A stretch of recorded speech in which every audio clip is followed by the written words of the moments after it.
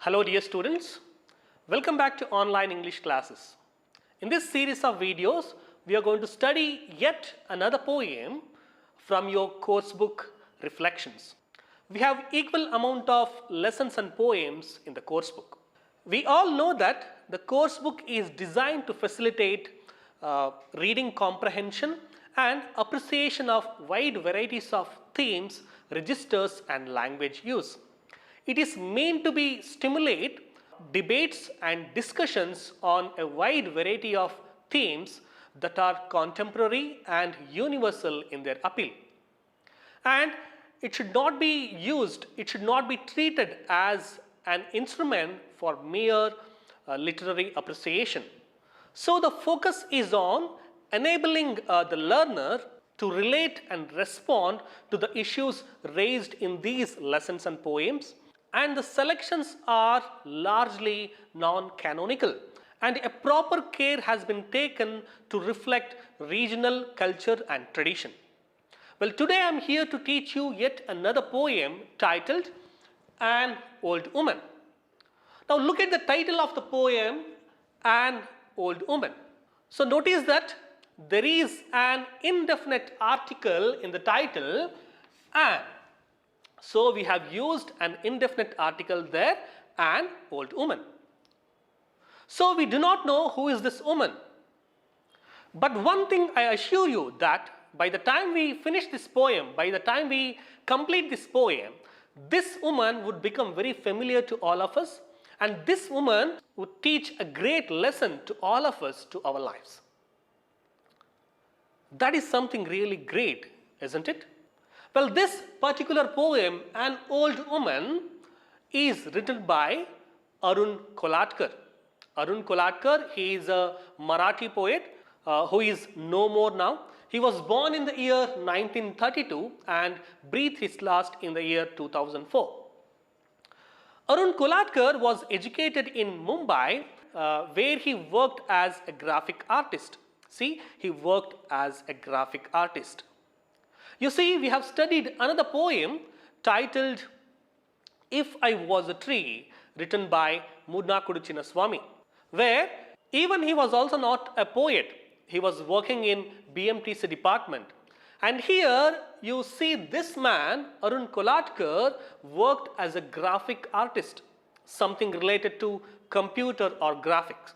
Yet you find a great poet in him. A winner of Commonwealth Poetry Prize, Arun Kolatkar has contributed to Kavi, that is the collection, Opinion Literary Review, New Writing in India, and The Shell and the Rain. So he has written to these different periodicals and he has contributed to these different periodicals. He is a bilingual poet. So what do you mean by bilingual poet? That means he writes in two languages. So he wrote many of his works both in Marathi and English. So he writes in two languages. And he has translated many Marathi poems. This particular poem, An Old Woman, is selected from Jejuri. Jejuri is a collection of his poems. So he has brought out a collection of his poems called Jejuri. And this particular poem, An Old Woman, is taken from that collection. Actually, his book Jejuri is the collection of 36 poems, talks about his journey to the pilgrim center called Jejuri. Jejuri is nothing but a town, a temple town in Maharashtra near Pune. So he had shared his experiences and his unique perspective on this place of worship. And the deity or the god who is worshipped there is Khandoba. Khandoba is a form of Lord Shiva worshipped predominantly in the Indian state of Maharashtra. Now there are pre-reading activities. They are very important for all of us. One question is posed to all of us. Let us see what is that. Have you ever visited a tourist place or a pilgrim center? I am sure all of you, or rather all of us. We do visit so many temples and sometimes we go on a pilgrimage to some holy places. So what is the situation there? What is the environment around there? Out of all the things, one thing should always be there. That is the fear. Let me call it a reverential fear. Because people go there with lot of worries and sufferings, thinking that the deity or god or goddess who is worshipped there in that particular pilgrim center would take away all the worries and sufferings and give them or give us a peaceful life. So that is our belief. So the question is asked, what fascinates you there or what attracts you there? Is it the story behind that particular pilgrim center? Or is it the greatness or the miraculous power that is there with that particular deity or god or goddess of that particular pilgrim center?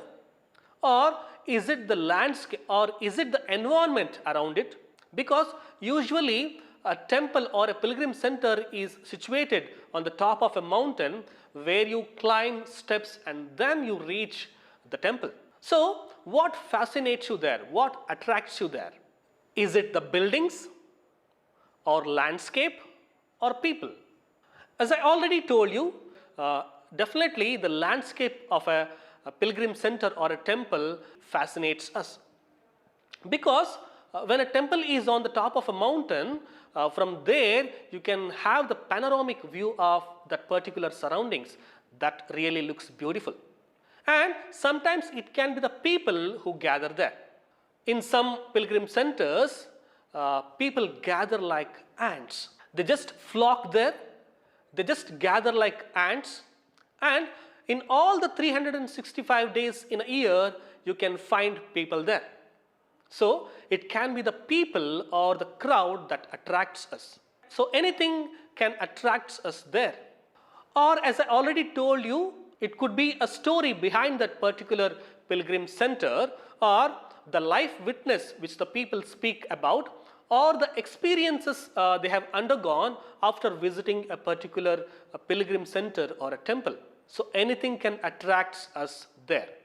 Now let me introduce you to the theme of this poem. Well, this poem titled An Old Woman is about how our prejudices influence the way we look at people, and it also talks about how we are often compelled to judge people not on their merits but based on our preconceived notions about people, because we have some vague notions about people around us. So the poem is about a common enough experience, the experience of misjudging someone or misjudging people. Now let me ask you a question. What is your attitude when you see a beggar? Or how you react when you see a beggar? It is always difficult to understand, or it always difficult to know how to react in that particular situation. And it is very difficult to get into the habits of behavior in that particular situation. Should we help them? Or should we say a few kind words to them? Or should we offer them money? Or should we be scared? Or should we view them with suspicion? The great Chilean poet Pablo Neruda once said that even shopkeepers commit suicide. By this he means that even the people who look ordinary and dull on the outside have their dreams, sufferings and pain in the inner life as well. So the poem is about the same thing. Well, this poem presents two characters. The first one is the poet, and the second one is an old woman. So the poem presents two characters. First one is the poet who goes to that place as a tourist, and the second one is an old woman who initially is taken to be a beggar by the poet, but actually she is not a beggar. So the poet Arun Kolatkar seems to be very confident that all of us must have experienced the same with the beggars. So he uses second person narration to get the readers more involved in the action and the sentiment of the poem. So he uses second person pronoun you while he is narrating the poem. So he uses second person pronoun you while he is narrating the poem. Now, for the development of thought in the poem has been divided into 11 triplets, 11 three-line stanzas. Triplet means three-line stanza. So, for the development of thought in the poem has been divided into 11 triplets, that means 11 three-line stanzas. There is a structured way in which the poem has been written. The first half of the poem, that means the first 5 triplets of the poem talks about the indifference, the apathy and the irritation felt by the poet at the constant nagging of this old woman. So in all these 5 triplets, the poet thinks of this old woman merely as a pest, someone to be brushed off or someone to be get rid of. But in the 6th triplet or 6th stanza, the attitude of the poet changes towards this old woman. He sees things in a different light and he looks at her very closely. He could see her pain, suffering, and very importantly, he could see her determination. He could see her self-respect. So all these things make him feel very small before her. So in the 6th stanza, the attitude of the poet towards that woman changes. And the last 5 triplets of the poem, that means the second half of the poem, are an expression of the change in perception of the poet. That means in the second half of the poet looks at her very closely. First he looks at her eyes, and through her eyes he could see her pain, sufferings, and he could also see her determination, her self-respect. So in that instant recognition, his attitude towards that woman changes. The importance of this change in perception is underlined by the change in the language of the poem. So the first half of the poem looks very casual, very ordinary and unpoetic, whereas the second half of the poem breaks into a surreal and dreamlike extended metaphor. Okay, keeping all these things in our background, let us study the poem. Let us read and understand the poem An Old Woman, written by Arun Kolatkar. See, as I already told you, there is an indefinite article in the title of the poem An Old Woman. So we do not know who is this woman. But as I already told you, by the end of this poem, by the time we complete this poem, this woman would become very familiar to all of us, and this particular woman would teach a great lesson to all of us, to our lives. And then only we will come out of this poem. Now let us read and understand the first stanza of the poem. An old woman grabs hold of your sleeve and tags along. See how beautifully the poem begins. The poet has already reached this particular holy place. You can see the actual image of this holy place called the Horseshoe Shrine. So it's a temple situated in Jejuri. Jejuri is nothing but a temple town in Maharashtra near Pune.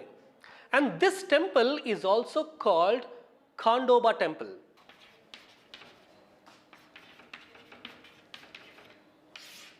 Which is there in Maharashtra near Pune. So our poet has gone on a pilgrimage there, or maybe for some other reasons or some other purpose he has reached that particular place, and no sooner did he reach that place, no sooner did he reach that temple called the Horseshoe Shrine, an old woman, an unknown old woman suddenly grabs and hold of his sleeve. That means she suddenly hold of his shirt sleeve and tags along. Here, grab means seize or snatch or attract the attention of someone to make an impression. So this old woman suddenly catches hold of his shirt sleeve and tags along. So what do you mean by tags along? Here tag means, see, we have studied tag questions or question tags, the tags which are hung at the end of the questions. Here tag means follow or hung. So she comes behind him as if she is attached to him. And the poet says, an old woman grabs hold of your sleeve and tags along. Now imagine, what must be the poet thinking? Or what thoughts must be going on in his mind? He was like, who is this woman? An unknown woman coming and catching hold of my shirt sleeve. And we all know that the poet is a respectable person in that society, and he was worried about him, he was afraid of how the people look at him in that situation. So all these thoughts must have been going on in his mind. But the old woman, she is not ready to leave the poet to go on his way. She just sticks to him and she just follows him as if she is attached to him. What is he going to do now? Is he going to keep quiet? Let us see. One thing we should remember here, as I already told you, here the word you refers to the readers as well as the poet and the tourists who go on a pilgrimage, because as I already told you, the poet uses the second person pronoun you in order to get the readers involved in the action and the sentiment of the poem. And it is also because all of us must have similar experiences when we go to a particular pilgrim center or a temple. All of us must have experienced the same with the beggars. And as I was saying, this old woman suddenly grabs and holds the shirt sleeve of the poet Arun Kolatkar. And she was not ready to leave him. She just sticks to him. She just follows him as if she is attached to him. And she tags him along. The poet gets shocked. He doesn't know who is this woman. And he doesn't know where the woman wanted to take him. He gets into total confusion. The poem dives right into the subject matter.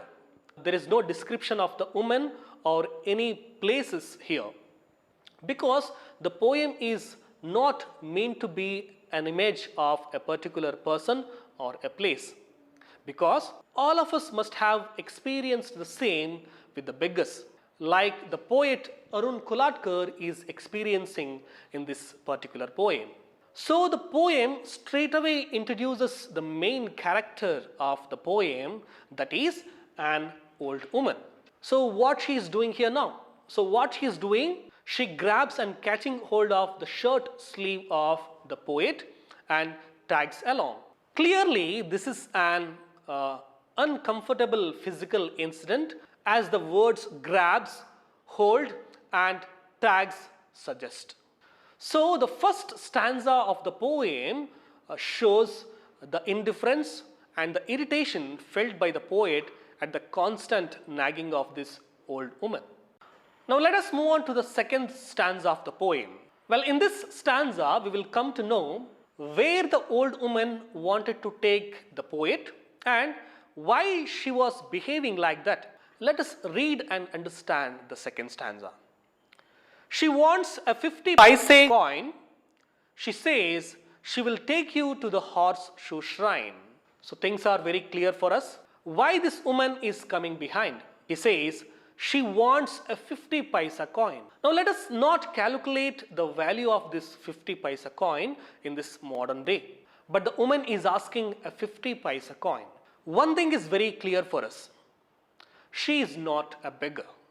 Why she is not a beggar? Because she is offering him a service, and she says that she would take him to the Horseshoe shrine if he is ready to pay. For that she is asking 50 paise coin.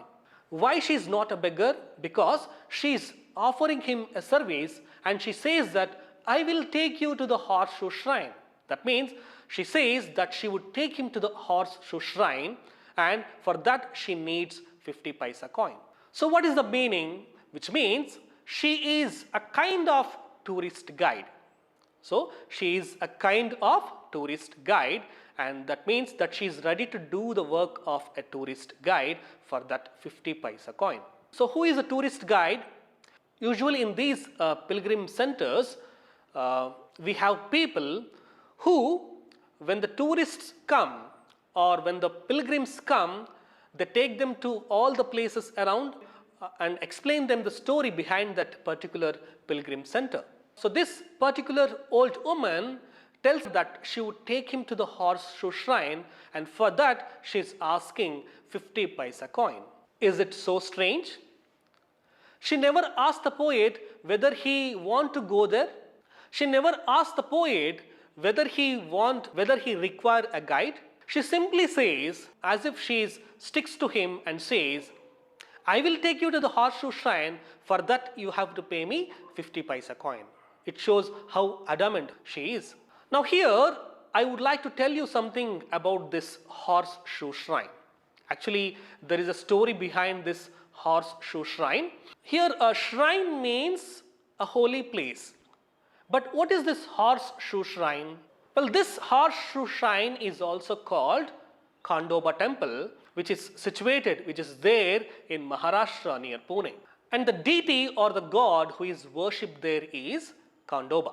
As I already told you, Khandoba is a form of Lord Shiva worshipped predominantly in the Indian state of Maharashtra. So, for many people in Maharashtra, this god Khandoba is the very important family god. In Kannada, you call it Kuladaiva. Kuladaiva means the family god. So, the people of Maharashtra worship Khandoba as their important family god or Kuladaiva. So, it's quite normal that people often visit to that place every now and then. People visit this particular temple called Horseshoe Shrine or Khandoba temple once in a month or once in a year. People go there with a lot of worries and sufferings, thinking that Lord Khandoba will take away all their sufferings and worries and give them a peaceful life. So that is the belief which is there among the people of Maharashtra. Now this Khandoba temple is itself called the Horseshoe Shrine. As I already told you, there is a story behind this the Horseshoe Shrine or Khandoba temple. So the story is, one day Khandoba, the legend Khandoba was carrying Banai. Banai is the second wife of Khandoba, and she is also called Banu or Banubai, and she is also a Hindu goddess. So he was carrying his second wife Banai or Banu or Banubai from her father's house, and he was carrying her on a blue horse. So as they were going, the blue horse suddenly jumped across the hill. It suddenly leaped across the hill. It jumped so hard and hit the ground so hard that the horseshoe created an impression there. So what do you mean by horseshoe? Horseshoes are worn by the horse when they walk and run to protect their feet as shoes. They are made up of iron or steel. In Kannada, you call it kudure lala. So as they were going, the horse jumped across the hill, and when it landed so powerfully that even in that rock area, its shoe, that means the horseshoe, created an impression. So the temple was built there in the shape of the horseshoe. So you can see the actual images of this horseshoe shrine on the screen. So the temple was built in the shape of the horseshoe. The temple was called the Horseshoe Shrine, and the deity who is worshipped there is Lord Khandoba. Now let us come back to the poem. This particular woman is saying that she would take the poet to the Horseshoe Shrine, and for that she is asking 50 paisa coin. Is our poet ready to accept her demand? Let us see in the next stanza. Now let us move on to the third stanza of the poem. Let us read and understand this third stanza or third triplet. You have seen it already. She hobbles along anyway and tightens her grip on your shirt. Now what is the problem? This is not the first time that the poet is visiting this particular pilgrim center called the Horseshoe Shrine. Since he is a Maharashtrian, He might have visited this place many a time, or he might have been visiting this place every now and then. So he says, you have seen it already. Here you refers to the poet himself. As I already told you, the poet uses the second person pronoun you in order to involve the reader in the action and the sentiment of the poem. So he says, you have seen it already. She hobbles along anyway. But the problem is, this old woman is not ready to leave the poet. She tags along and she sticks to him and she follows as if she is attached to him.